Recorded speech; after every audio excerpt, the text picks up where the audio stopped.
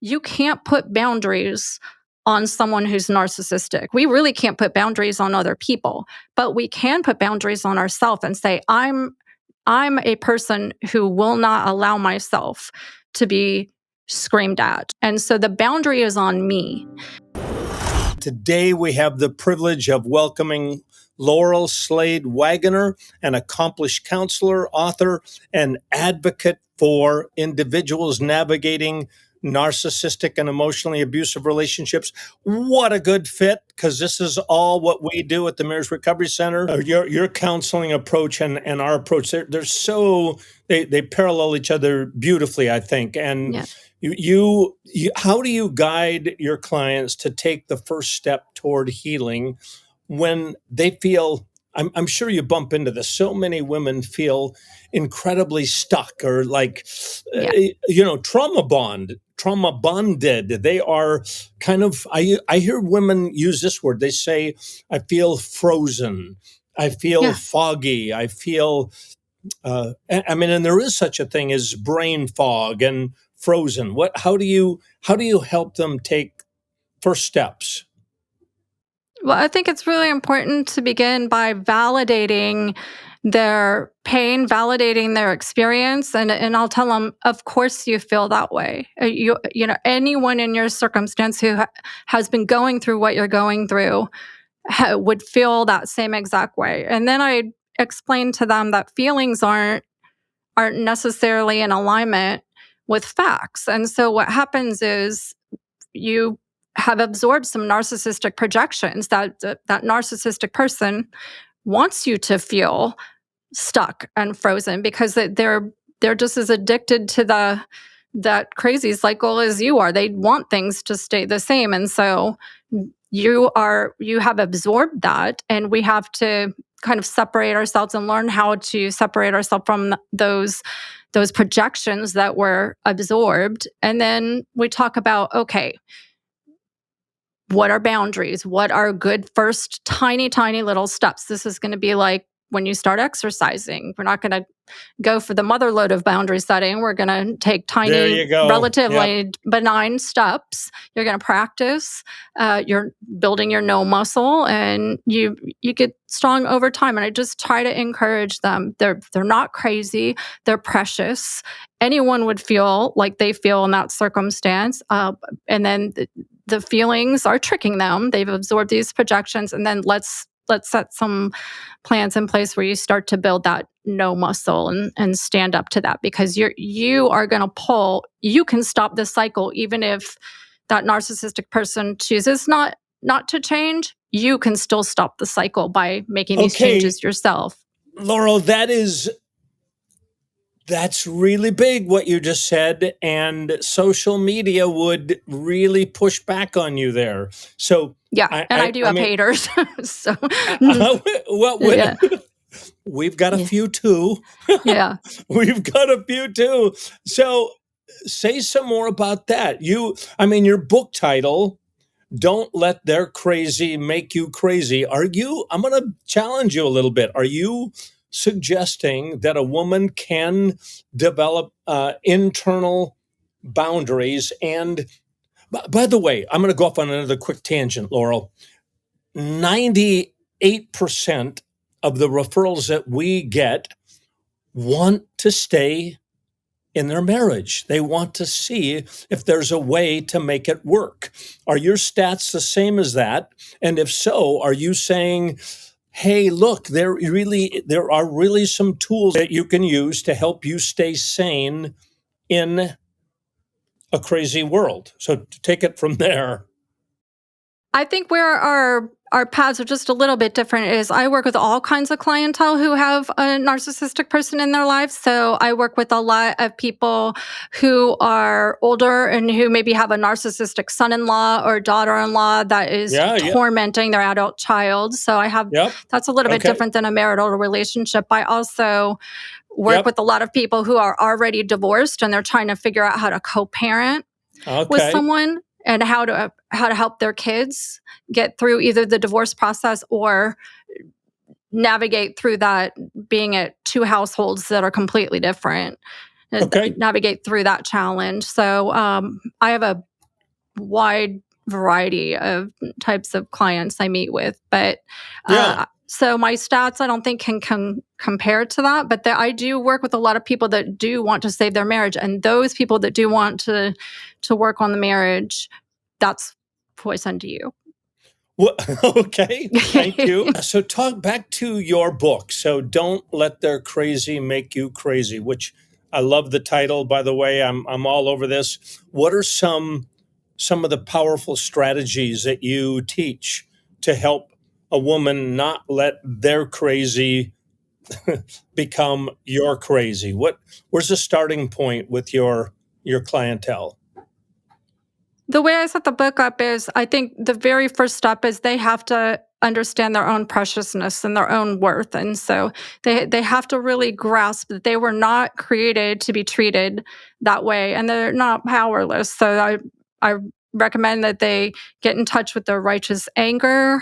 A lot of them don't know how to get angry, and if they do, they don't know how to stay angry. That fear kicks in, and so they don't know how to. You used the fight or flight. So they'll do one of those four things: fight, flee, freeze, or fawn. That's just what they're trained to Totally. do, emotionally Totally. conditioned to do. So teaching them that there are other choices. In the first part of the book, I call it serenity prayer living, like trying to figure out what you can control and then accept the things that you cannot control. So we can make changes in our lives that can really protect our sanity. Like I put an example in the book of my ex-husband was not picking the boys up from school on his Friday afternoons. And so that's when I would set my client appointments. And so I'd get this call that he didn't show up. And so I was just ripping my hair out. I was sick that I couldn't rely on him. So I had to pray that prayer. Okay, what can I change? Well, Yeah. he doesn't show up just as much as he does show up. So what I'm going to do is I'm going to make my friend the primary pickup person on Friday afternoon, and then if he's actually going to show up, then I'll call her off and he can have the boys. But then that way I knew my boys were taken care of all the time. I didn't have to worry. I could have my client appointments in peace. And so just that praying through, what can I change? What can I control? I can't control whether I could not make him, no matter how much I nagged and complained, I could not make him be more responsible and pick those boys up when he was supposed to. But if you just teach people little strategies like that, then it helps them not to feel so powerless and overrun by that narcissistic person. So all of that, and then a lot of self-care. And you wrote a great book about in sickness and in health. You wrote a book about the body, and that is so true. So there's a section in the book about you taking care of yourself, staying connected to God, knowing your strengths, doing a strengths inventory, renewing your mind with truth, affirmations to remind yourself that you're not helpless, you're not powerless. It just feels that way right now. Those are such powerful and important truths, Laurel. I love it, and to remind ourselves we are not powerless. We there are things that there's limitations. We all have Yeah. limitations, but there are things there are internal boundaries that we can set. We can set Yes. external boundaries. Talk about boundaries a little bit. I mean, that's a topic that we all, I need to go back to school on boundaries all the time. And I know our listeners struggle with boundaries, and it's easy to slip into a mindset of, oh, well, it's not going to work. Why should I set any boundaries? They're just going to Yeah. be a boundary buster. But I don't think that's necessarily true. Tell us about that. Oh, I don't think that's true at all. So I say there's two kinds of boundaries. And I actually put this in the kids' book because I think every child needs this information. So there's defining boundaries, and that's who are we? We have to figure out who we are. So Mm, that's our mm. definition. And then we have to figure out what are we going to do in our life to protect that definition. So if I'm somebody who wants to eat healthy, then I can't have cake and chips laying around and nothing green in my refrigerator. So we have to figure out how we're going to protect that definition. And so I kind of draw out for people like they're in the center and then draw a square around. Okay, so in between them and all these temptations out here, we have to fill in that space in between the temptations and the person. Those are protective boundaries. So that we have to figure out what are we going to do to protect yourself. So I also tell people to reframe boundaries. You can't put boundaries on someone who's narcissistic. We really can't put boundaries on other people, but we can put boundaries on ourselves and say, I'm a person who will not allow myself to be screamed at, or I'm a person who will not stand in the presence of someone throwing things and breaking things to scare me. And so the boundary is on me, not that other person. And so then I have to figure out how to put those protective boundaries in place so Yep. that that protects my definition of I'm not a person who's going to stand in the presence of screaming. I love that. So, all right. So a boundary wouldn't be, you've got to stop yelling at Right. me. It Right. would be, I'm not going to sit. I'm not going to listen to a person who's yelling, Exactly. and then step away. Mhm. And might Mhm. it be, and if you want to talk to me again, you'll need to talk in a respectful way, but Yes. that's your choice.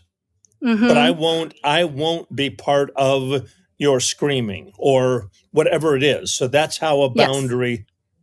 And so I'll have people write out their needs list, and their definition list. Who are they? What will they accept and what won't they accept? That's part of their definition.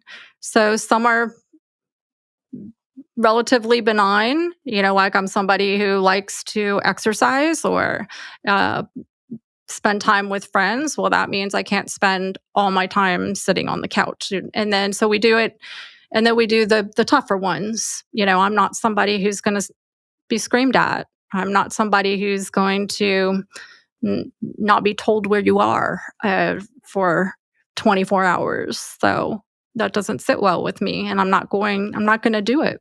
And then do you find that as women practice this again and again and again, do you find them growing then emotionally and growing in self-confidence? Because I Yes. do. Yes, 100%. And that's why I would say my just a very general heartbeat I have is I just want people to understand their preciousness. They are precious and they were created with so much purpose. And so that they just need to understand that. And that's why boundaries are so important, because you're not going to be able to live out the plan that God has for you if you're allowing somebody else to lord over you that way. So you just can't.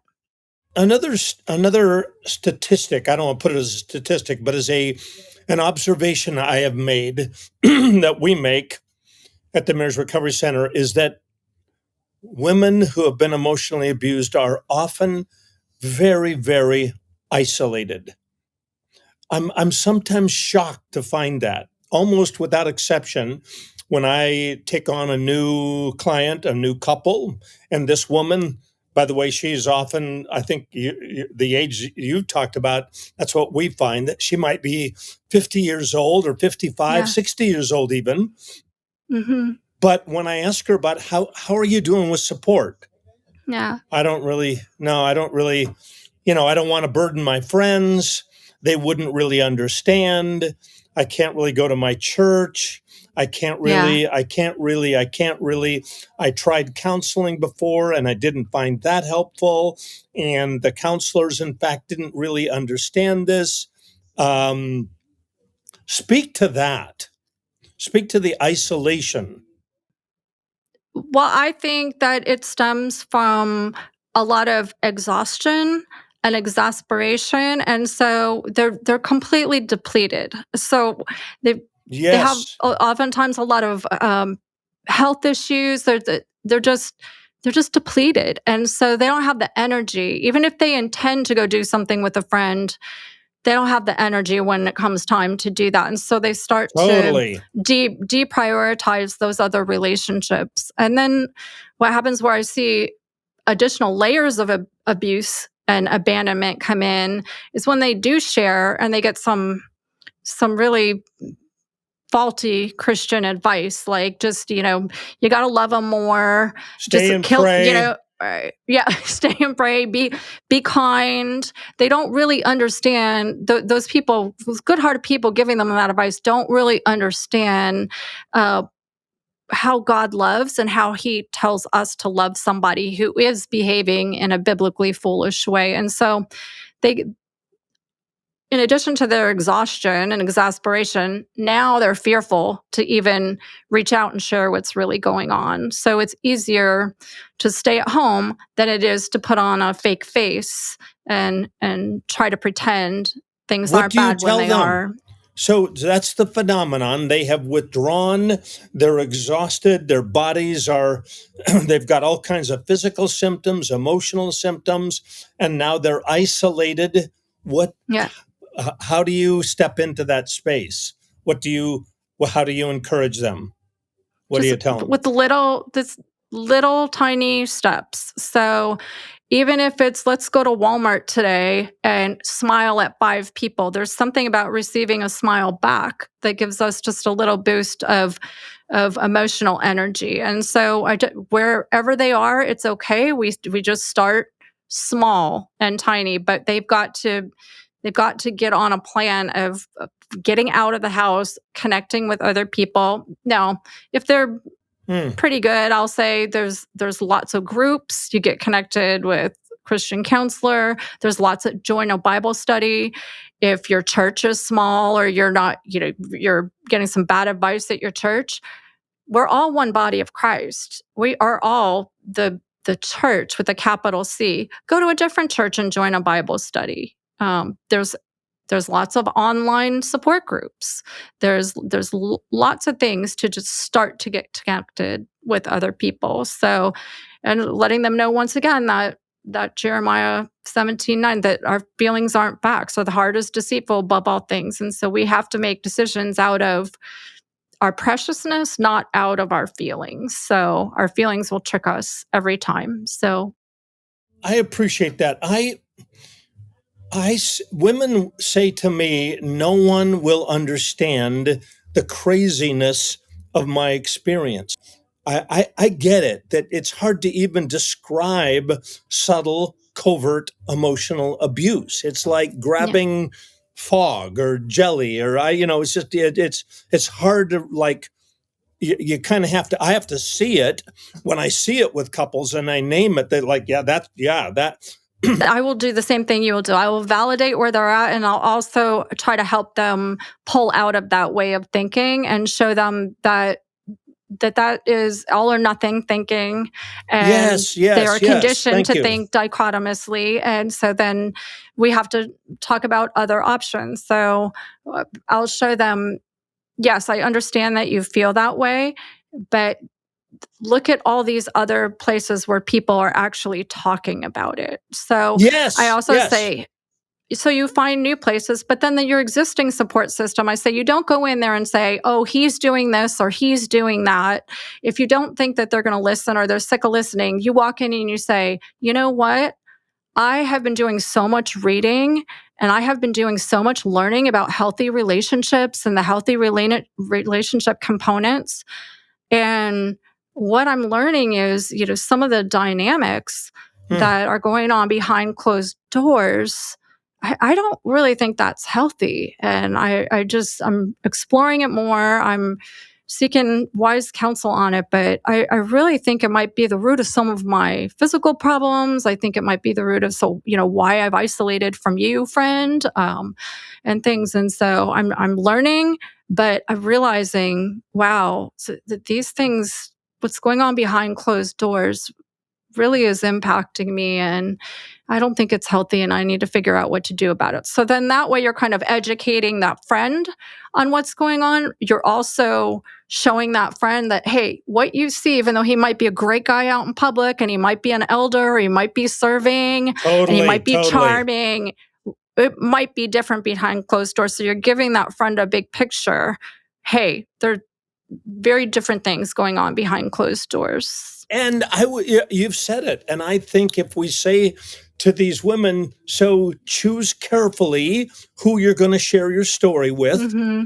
And how do they respond to your story? Do they lean Yeah. in? Are they curious? Do they ask more questions? Do they say, "Hey, what are you reading? Tell me what I want to," or are they dismissive? And Yeah. boy, so it's test, trust, test, trust. That's what we Yeah. do. We all do that. So we're Yes. not telling you, Laurel, we're agreeing here. We're not just telling this woman, go out and share your story with. No, no, no. Be very careful who you share your story with, but then are they receptive? Do they listen? Do they ask good Yes. questions? Do they validate? Are they concerned? Do they want to read and learn more about it? So, Yes. what do you think about that? Yes, exactly. And I think there's a chapter in the book I put on connecting with other people where I drew those concentric circles where we have our inner circle and then we have kind of our hangout circle. And then we have on the far outside, those are people we need to set fierce boundaries with and have a lot of emotional detachment and physical detachment oftentimes. But sometimes we do that process that you're talking about and maybe we figure out maybe this person's a gossip or it's not safe. If she says she wants to pray for me but she's just using it to go gossip, that person doesn't come into my inner circle. That person stays in the hangout circle. She might be someone fun to go to lunch with or have a Bible study with, but you don't share intimate information. But you would say, I mean, I think we're on the same page here. You would say you do need to have a support system. You can't stay in Yes. isolation. All right. Unfortunately, we've got to begin to bring this to a close. Laurel, it's been such a privilege to have you on the podcast. To our listeners, I encourage you to check out Laurel's books. Don't Let Their Crazy Make You Crazy. I love the title. I wrote a book called Dealing with the Crazy Makers in Your Life a number of years ago. Okay, Don't Let Their Crazy Make You Crazy. And then another one, Don't Let Their Crazy Make Your Kids Crazy. You can find both of them on her website. Let me see if I get this right now. Slade-Waggoner Counseling Services.com. Did I get that? Yes, perfect. Yes. Slade-Waggoner Counseling Services.com, where you'll also find information about her coaching services and podcast. At the Marriage Recovery Center, our mission is to help provide a healing pathway for individuals and couples who are dealing with narcissistic and emotional abuse. If you have found this episode helpful, please share it with someone who you think might benefit and leave us a review. Thank you for tuning in, and we'll see you next time. Take care and God bless.